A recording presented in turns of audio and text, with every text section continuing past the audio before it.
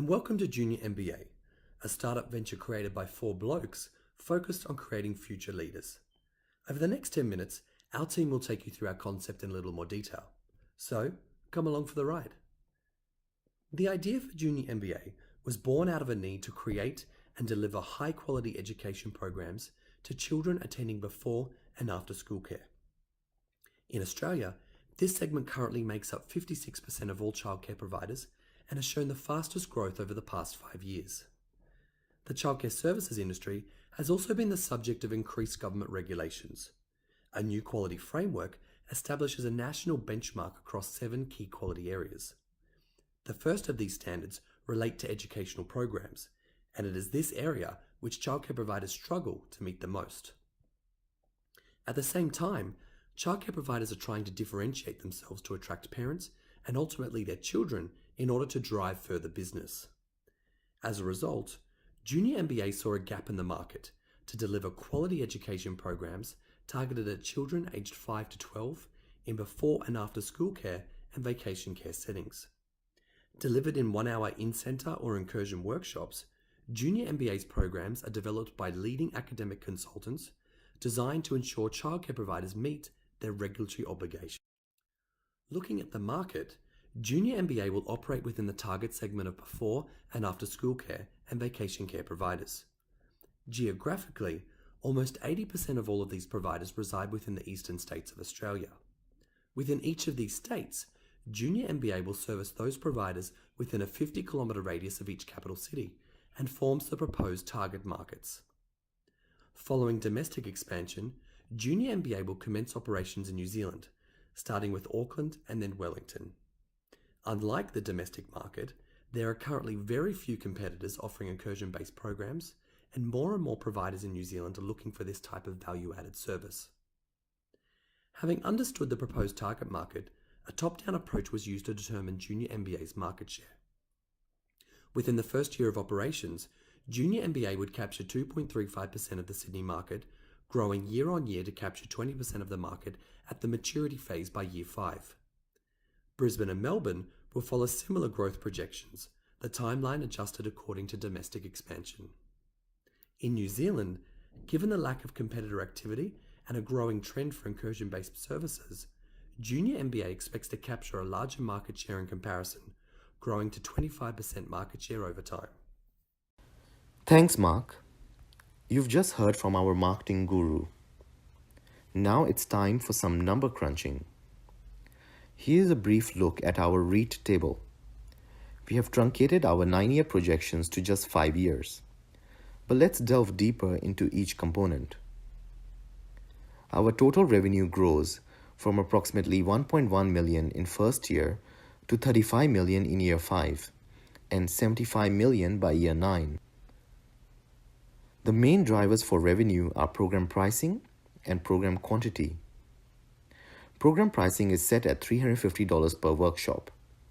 The pricing was carefully decided after conducting competitor and market analysis, and it reflects the premium service offered by Junior MBA. The second revenue driver, program quantity, is basically the number of workshops conducted at each center per week. On average, it was assumed that we will conduct 3 workshops per week for each before and after school care center, and 6 workshops per week for each vacation care center. The total expenses are estimated as 1.7 million in year 1, which grow to 22 million by year 5, and then to 36 million by year 9. The key expense drivers are the 2 variable costs, labor cost and consumables and workshop running costs. Labor cost is a major portion of expense associated with Junior MBA, and it increases with market share over years. Consumables and workshop running costs, as the name suggests, are things required to support the trainers in executing the daily workshops. This also includes any disposable small equipment required for each workshop. There is also a small contribution from fixed costs, but they become an insignificant proportion of the total expenses over the years. To support the business over time in each of the 5 regions, initial and ongoing capital investment is required. The 2 main capital expenditures are in fleet vehicles and general training equipment for each team. The strength of junior MBA is that it requires a very low capital expenditure of $160,000 to start off its business venture. Junior MBA has also used diminishing value method for depreciation for a more realistic modeling. Revenue from New Zealand is also assumed to be repatriated to Australia. Hence, 30% corporate tax rate is applied to all calculations. That's it from me. Over to you, John. Oh, taxes. Yuck. Thanks for your insights into the fundamental drivers, Raj. But now it's time for the more exciting stuff. I bet you're all wondering how the junior MBA stacks up financially. Is it a star flying high in the sky? Is it a cow ready for milking? Or is it a dog that ate your homework? Let's deep dive and find out, shall we? The cumulative cash flows generated over the 9-year flight path are discounted back to today's net present value by a reasonably high discount rate of 7.5% per quarter. This equates to an annual equivalent rate of 33.5% over time. If the cash flows are still positive at this high discount rate, junior MBA has a very high chance of succeeding as a going concern. There are 3 things that make the junior MBA stand out from the pack. Number 1, the incoming cash over time exceeds the cash out through the modelling.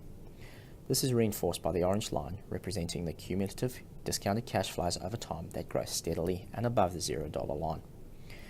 Number 2, the junior MBA is a low-cost startup business. It has a very short discounted payback period of 2 years and 7 months. This is shown where the orange cumulative discounted cash flow line crosses the $0 line in mid-2020. And number 3, the success of the model relies on the fact that you start small, you learn, and you're able to refine your policies, procedures, and controls needed to expand before you expand. This allows you to operate in a low-risk environment as you grow, giving you the best chance of success. Now, does it make money? Oh yes, it does. It's a cash cow with stars in its eyes. Discounted cash flow modelling shows the junior MBA makes $23 million of terminal value. This means that for every $1 put into the venture by the founders at inception, it nets them each circa $23 per dollar invested. At this internal rate of return of 166%, some 132% higher than if the founders had to reinvest dividends received at the same rate of return as the junior MBA. What a deal! But is it realistic? Over to you, Dennis. Wow, John, that MPV is music to my ears. But we better move on to sensitivity analysis to validate how robust this model is. This was completed across all key variables that were identified during the financial modelling at 5% increments to a 25% variance. The 5 most important variables identified were workshop pricing, incursions per centre per week, market share, labour costs, and execution costs and consumables required. The key point identified in the sensitivity analysis was that all variables remained positive MPV. Variable workshop pricing had the greatest impact, but even at the lowest 25% case, it represented a positive MPV of 8.7 million. Regarding centre visits and market share, there would need to be a reduction of 66% and 56% respectively to achieve a negative MPV, with variable labour and workshop costs not having a significant impact in any of the scenarios. Given the sensitivity analysis and early prediction as a cash cow, Junior MBA recognised that there are risks in the execution of our venture and the modelled MPV. Avoiding too much marketing speak. Are we differentiated enough to warrant the extra costs?